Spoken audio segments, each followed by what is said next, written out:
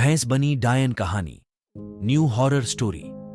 एक गांव में एक राजकुमार, राजा का बेटा, और उसके दो दोस्त कुम्हार तथा खाती, जो नीची जाति के थे, रहते थे।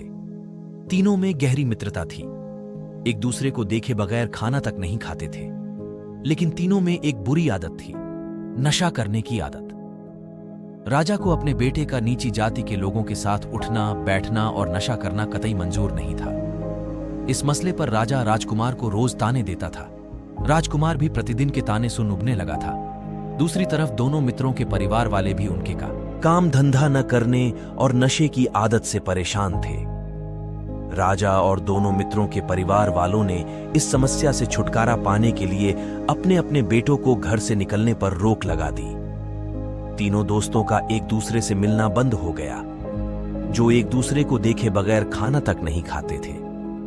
अब उन्हें घर की चारदीवारी में कैद कर दिया गया था। एक रोज किसी न किसी तरह वे एक दूसरे से मिले और घर से भागने की रणनीति बनाई। अगले ही दिन तीनों मित्र अपना अपना सामान लेकर घर छोड़कर चले गए। तीनों घर से भाग तो गए थे, लेकिन अब रहना कहां है, यह एक बड़ा सवाल था। चलते चलते वे अपने गांव से बहुत दूर पहुंच गए। जहां उन्हें एक बहुत सुंदर महल दिखा तो उन्होंने वहां एक दिन रहने की सलाह बनाई।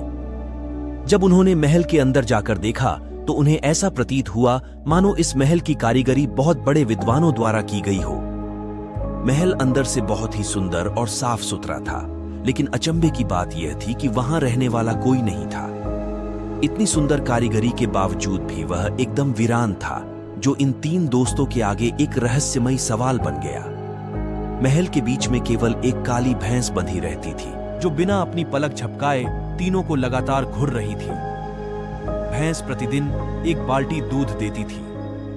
महल में खाने पीने का सामान भी भरपूर था।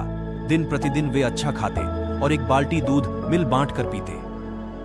दिन अच्छे गुजर रहे थे, लेकिन घर में किसी आदमी का ना होना अभी भी एक बड़ा सवाल था। एक रात तीनों दोस्त सो रहे थे, लेकिन राजकुमार को यह बात सता रही थी कि इतना सुंदर महल आखिर है किसका, जो इस कदर वीरान पड़ा है। अचानक राजकुमार की नजर खिड़की की ओर पड़ी, जहां एक बहुत ही सुंदर स्त्री राजकुमार को इशारा कर अपनी ओर बुला रही थी।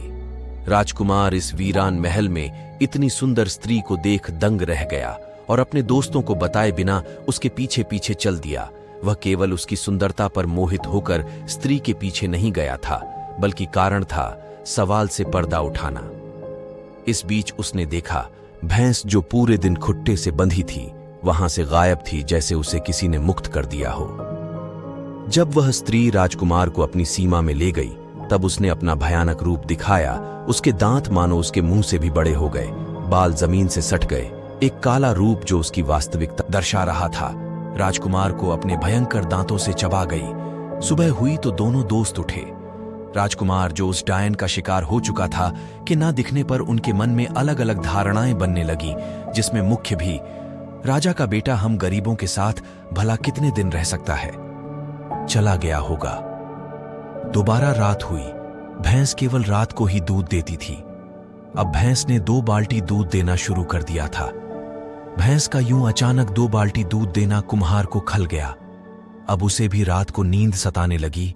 तब उसे भी एक सुंदर स्त्री इशारे करने आई और वह उसके पीछे पीछे चल दिया। जो दुर्घटना राजकुमार के साथ हुई थी, वही कुम्हार के साथ भी दोहराई गई। सुबह खाती अकेला रह गया। अब जब कुम्हार भी गायब हो गया तो उसे शक होने लगा कि महल में कोई गड़बड़ जरूर है, अन्यथा दोनों मुझे यूं अकेला छोड़कर नहीं जा सकते। जब वह रात को अकेला दूध निकालने गया तो भैंस ने 3 बाल्टी दूध दिया। उसे अब भैंस पर शक होने लगा था। उसने रात को ना सोने का निर्णय किया। उसने सारी रात छुपकर भैंस की निगरानी की। जब डायन का समय हुआ तो फिर से वह एक स्त्री का रूप लेकर खाती के कमरे की ओर चल दी। इस दृश्य को देख खाती अत्यधिक भयभीत हो गया। अब उसके पास वहां से भागने के अलावा और कोई दूसरा उपाय नहीं था।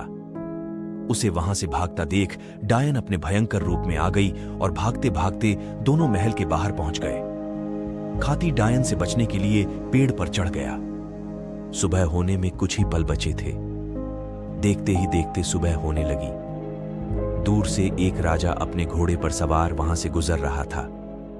राजा को देख डायन ने दोबारा सुंदर स्त्री का रूप बना लिया। राजा स्त्री को देखते ही रुक गया और उसकी सुंदरता देख उसे अपनी रानी बनाने का निर्णय करता है। राजा ने खाती से जो पेड़ पर चढ़ा बैठा था, स्त्री का मोल भाव किया। असल में डायन को खाती तो डायन से मुक्त होना चाहता था। उसने कहा, राजा 5 रुपया दो और स्त्री ले जाओ। उसने 5 रुपया में अपना पीछा भी छुड़वा लिया और डायन भी भेज दी। राजा अपने साथ उसे अपने महल ले आया। वहां पहुंचकर डायन को पता लगा कि राजा की पहले से ही 7 रानियां हैं, जिसमें सबसे छोटी रानी के आज ही बच्चा हुआ था। डायन को बच्चे की खुशबू आने लगी। डायन को कच्चा मांस बहुत पसंद होता है। रात को सबके सोने के बाद वह छोटी रानी के कमरे में गई और बच्चे को वहां से उठा लाई और बच्चे को भी खाकर मार डाला। अगले दिन सुबह जब बच्चा ढूंढने से भी नहीं मिला तो यह सबके लिए एक रहस्य बन गया। राजा की सबसे बड़ी रानी बजरंगबली की भक्ति थी। उसे महल में डायन होने का एहसास होने लगा था। वह समझ चुकी थी कि राजा एक रानी के रूप में महल में डायन ले आए हैं। जब उसने डायन के बारे में राजा को बताया तो राजा इतनी सुंदर स्त्री को खोने के डर से उन्हें झूठा ठहराता रहा। थोड़े दिन बाद एक रानी को दोबारा बच्चा हुआ। तब भक्त रानी ने राजा को रात में न सोने की सलाह दी ताकि राजा अपनी आंखों से देख सके और डायन के अस्तित्व पर यकीन कर सके। डायन खड़ी हुई, उसे बच्चे की महक सताने लगी। वह बच्चे की महक के साथ साथ रानी के कक्ष की ओर बढ़ने लगी। राजा और भक्त रानी भी डायन के पीछे पीछे हो लिए।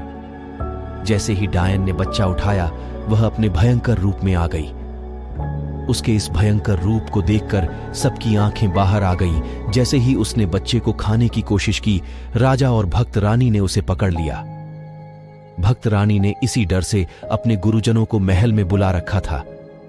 सभी गुरुजनों ने अपने तंत्र मंत्र के साथ डायन पर काबू पाया तथा एक श्मशान क्षेत्र के बीच चौराहे पर उसे दफनाया गया। भैंस बनी डायन कहानी आपको कैसी लगी, कृपया कमेंट के माध्यम से जरूर बताएं। आप इस कहानी को अपने दोस्तों के साथ भी आसानी से साझा कर सकते हैं। इस कहानी को पूरा सुनने के लिए धन्यवाद दोस्तों।